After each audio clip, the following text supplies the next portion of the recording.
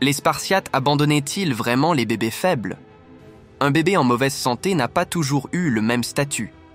Selon Plutarque, les Spartiates se débarrassaient des corps des nouveau-nés mal formés pour ne garder que les plus forts. Mais est-ce vrai? De nos jours, les nouveau-nés handicapés sont l'objet de beaucoup d'attention et le bien-être de l'enfant est pris en compte. Mais dans l'Antiquité, le handicap était une malédiction. Dans les lettres de Pline le Jeune sous l'Empire romain ou dans le livre 7 des politiques d'Aristote chez les Grecs anciens, on parle même de sélection à la naissance, une pratique courante. Plutarque, lui, écrit que les Spartiates pratiquaient l'infanticide sur les bébés mal formés, mais peu d'auteurs contemporains l'évoquent. Alors, s'agit-il de faits ou d'une interprétation de la possession du père sur son fils? Une chose est sûre, la société de Sparte recèle encore des mystères. Les Spartiates se rendaient-ils vraiment au gouffre des apothètes? Selon Plutarque, dans la vie de Lycurgue, la vie de la femme n'avait pas sa place à Sparte, et les mères acceptaient l'infanticide de leurs fils au corps mal formé. On utilisait l'exposition des enfants aux éléments dans un endroit désert, où ils mouraient, où on jetait leurs corps au lieu dit apothète, qui signifie lieu du dépôt, mais ce précipice n'a jamais été localisé. Or, cette affirmation contredit le sort réservé à Agésilas II, un roi de Sparte et grand chef militaire atteint de claudication, tout comme Oedipe.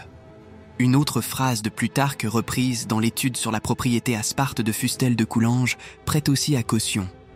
Selon lui, les enfants conformes recevaient des lots de terre à la naissance, alors que la transmission des biens se faisait par héritage de père en fils. Éducation spartiate. Comment les Spartiates dormaient-ils? Toujours selon Plutarque, dans la société de Sparte, la femme était une possession et la vie des mères sans intérêt. Quant à l'éducation ou agogie en grec, elle n'était l'affaire ni du père ni de sa femme, mais de la cité-État. Les fils qui échappaient à l'infanticide étaient enlevés à leur mère et à leur père. Ici, ni bien-être ni amour. L'éducation est dure. Ils vivent nus, on leur rase les cheveux, ils sont couverts de l'unique cape fournie chaque année et ils dorment sur des paillasses à même le sol. Tout cela pour endurcir leur corps et leur esprit, selon le principe de la sélection par l'exposition des enfants aux éléments. De plus, la musique est interdite, car inutile et objet de ramollissement de l'âme selon Diodore de Sicile. L'objectif avoué était de faire de l'homme un citoyen et un soldat. Comment les Spartiates se donnent-ils du courage?